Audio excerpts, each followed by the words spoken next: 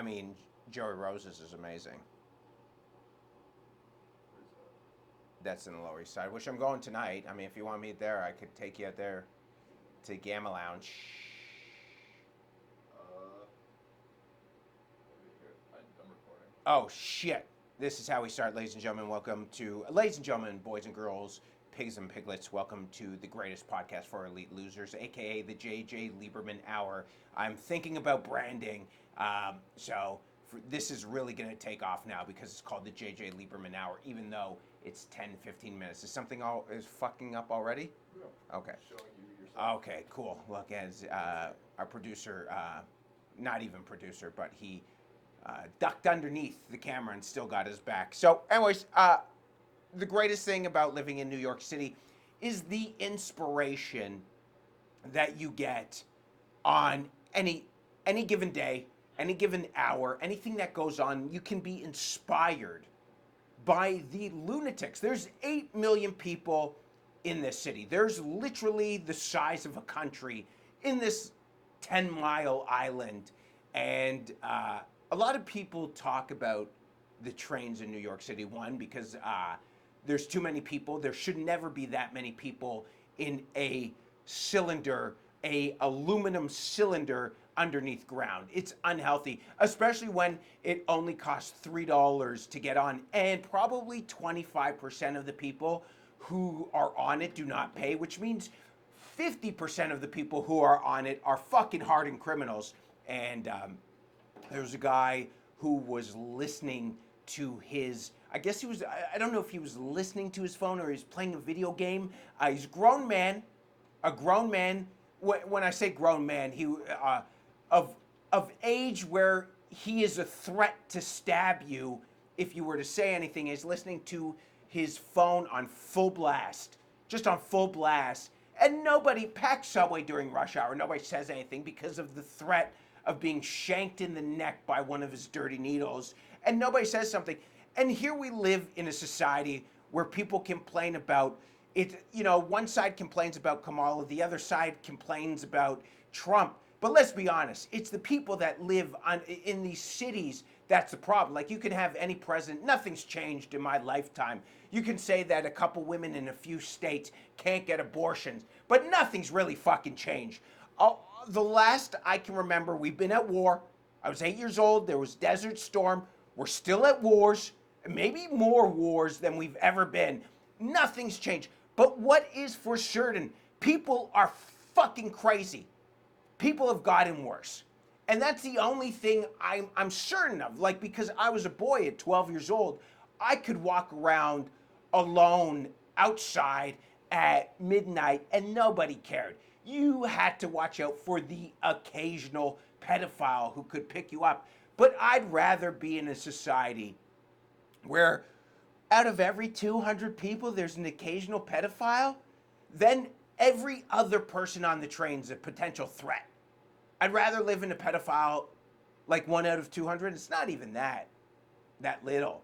Probably 1 in 1,000, maybe even more, is a potential pedophile. I think that's a better society. Not saying that I'm pro-pedophile. I'm just saying the better society is that 1 out of 1,000 people are potential pedophiles. Okay. This is probably a bad rant right now, saying I'd rather live in a pedophile society than living. But if you, like, yeah, I stand behind that. Then this guy, like, if you said to this guy, hey man, your fucking video game is quite annoying, yo, he's probably killing you. That's better, or that's worse than living with a threat. With pedophiles in your neighborhood. Anyways, I never got diddled as a kid. Maybe I was just very unattractive. But anyways, nobody said anything. And it makes me think, like, you see these videos, like I watch videos on North Korea at night, North Korea and Russia, and people just talk about, would you want to live in those dictator places? I'm like, when I ride the train, yes, I would like to ride a train where there's no garbage, nobody spitting, and nobody stabbing. So if, you know, we have someone, like, whether it's, maybe it's not the president, but like the mayor's a dictator, like somebody's a dictator, yeah, that'd be kind of cool. You don't want everything crazy, but one head of a part of state, One head of state, maybe on the state level or on the city levels, a dictator. Sure, that would be kind of cool. So you don't have to worry about getting spit on or stabbed or garbage all over the place with rats. That would be kind of cool. Crime, yeah, but not like in terms of everything. You don't want Kim Jong Un as the leader of your country, but as the fucking mayor of New York, it might be good. It might be a little bit safer and cleaner here. That would kind of be cool. I don't think that's. I don't know if that's the answer, but it doesn't seem like. It doesn't seem not the answer either. Maybe a happy medium. I used to say that. Like COVID made people nicer, or maybe you just didn't see them, but it kept people honest that at any time there could be a lockdown, and they should be able to use that. That like, hey, we're going into a 2-week lockdown once a year, and you don't know when those 2 weeks are, but it could be at any time. So you start, you know. But the problem is, then all of a sudden, people are like, yeah, that 2 weeks becomes 4 weeks, and then we become Australia, where they were locked down completely for 2 years, and people got arrested for not wearing a mask, and that sucked too. But there's got to be a happy medium, not lockdowns, but also not just complete freedom, where everyone's becoming 600 pounds, and they're like, well, we got Ozempic, it's great. This is great too, yeah. So I don't know. There has to be a in the middle between lockdowns and families of 5 going to Disney World, all wearing the same T-shirts, and they all have body percentage. Their body fat's 40%, and they're like excited about Ozempic. Could you imagine being that fat? You're like that fat. You're like, well, there's going to be a drug, and then there is. Could you oh my God? I bet there's some people that are like, nah, it's fine, because you don't feel it. You don't feel it until you like get the heart attack. But anyways, I spit all over my phone. And just one more thing. Oh, I'm a little tired, so if this is sloppy, I got sent the AutoBlow. It's $1,000 milking. It milks your dick. It's a milking machine. It milks your cock, and I got it, and it was sent to me last night at 7:00 when I was on the way to a show. The UPS delivery, 20 pounds it weighs, and it shows up at my door, and I didn't want to open it because I knew as soon as I open it, I'm not going to the show. So I opened it when I got home. After I ate dinner, I'm like, there's no way I could be. I just ate 4 slices of pizza. They feed you pizza when you do comedy. That four slices of pizza and dessert. I can't be horny now. But then I open the box and I see this man meat milking machine. In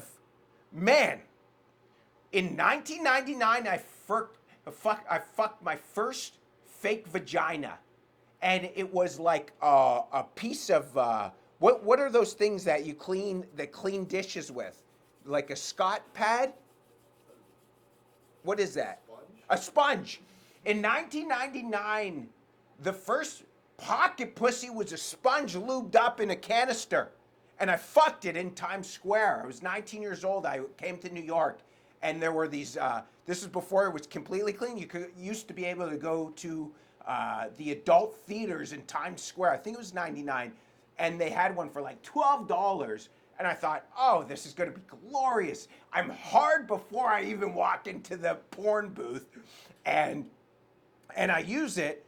And it didn't feel good because it is a sponge lubed up. And the progression over 26 years, you can talk about the information. It's been great with the internet. Bro, I came from the fucking old school days of fucking fleshlights before it even fleshlight. And then I remember buying my first fleshlight was in Scottsdale, Arizona.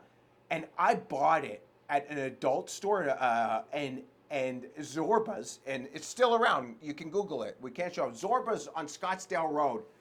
And I had to take a cab there. I took a cab back. That's how disgusting of a human being you are. You're taking a cab. Some poor migrant is driving you around to fuck a fleshlight. He doesn't even know. And I'm sitting like, this is probably, I'm 25 years old. I'm sitting in the back of his cab so hard. Couldn't believe it. And it was fine. It was much better than the lubed up sponge. But then the more advanced fleshlight, I don't think it was a fleshlight then, it was something. It was a pocket pussy. Then fleshlight comes out, And boy, when I got those fleshlights, I would fuck them all the time. But the problem with the fleshlight, it's so big that if you have to nut in it, because once you go from the fleshlight to your hand, you're just, it went from like you're holding something that's so big to now your hand feels so, it's like the weighted bats baseball players use so they can start swinging a bat so much quicker. But you don't want to swing your hand that much quicker. You're like, I was out of control. So you have to nut in the fleshlight, or else it's not going to be as good as a fucking jerk as your hand is. Like, because you know your hand pre-fleshlight and post-fleshlight, it's just not as good. And now we are here today in 2024 with $1,000. Guy, if you have $1,000 and you're spending it on a milking machine, a meat milking machine, you're a fucking champion. You could get the highest class escort in the world and you're like, fuck the bitch, fuck her perfumes. I'm getting a man meat milking machine that's gonna be there for whenever I want it. And it makes sense. You get $1,000 escort, you're probably fucking a 10. Unless you're into those supersized BBWs.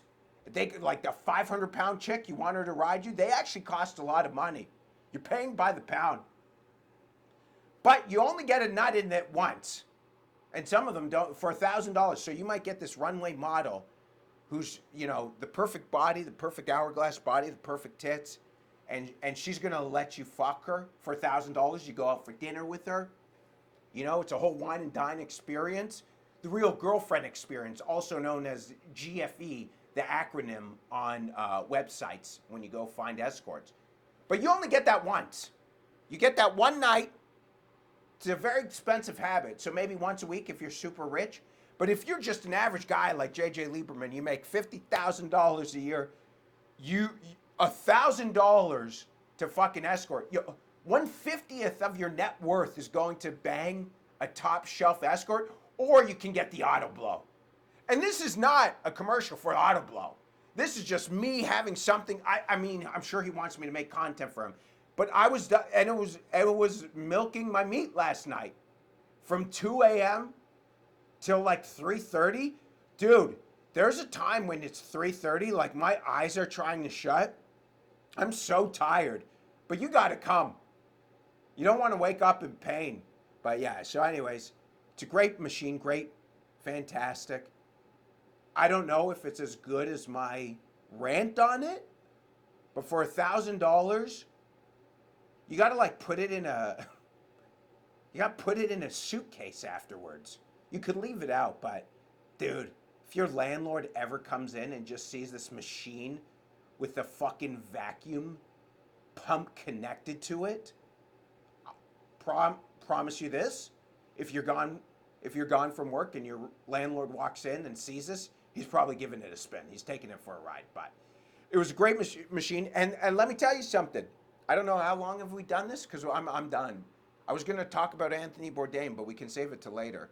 You gonna save it? Yeah, I'm going to save it. What did you get out of your ear? I noticed you picking something out of your ear. Did you get it? I'd like Wax? soap. Soap. Yeah, oh, it's soap.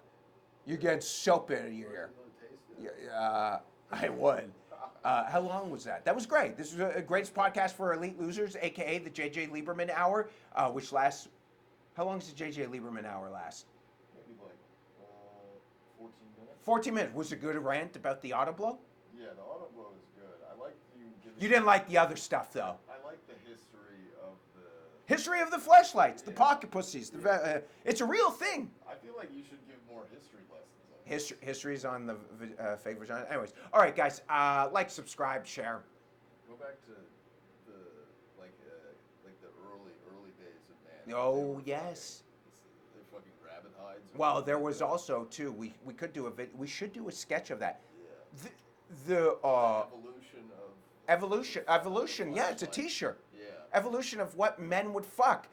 Because before pillows, like there's wrap the pillow around your penis. Right. Before that, there was a caveman, like there was a Neanderthal that was walking on a hunt, and just saw a smooth rock. Or a dead fox.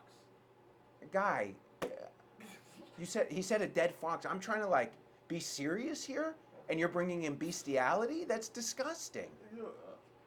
Can we edit it from the Grace podcast to JJ Lieberman? No, not yours. I'm saying from my rant about the subway was no good. Are you hungry? Yeah. Okay, let's go eat.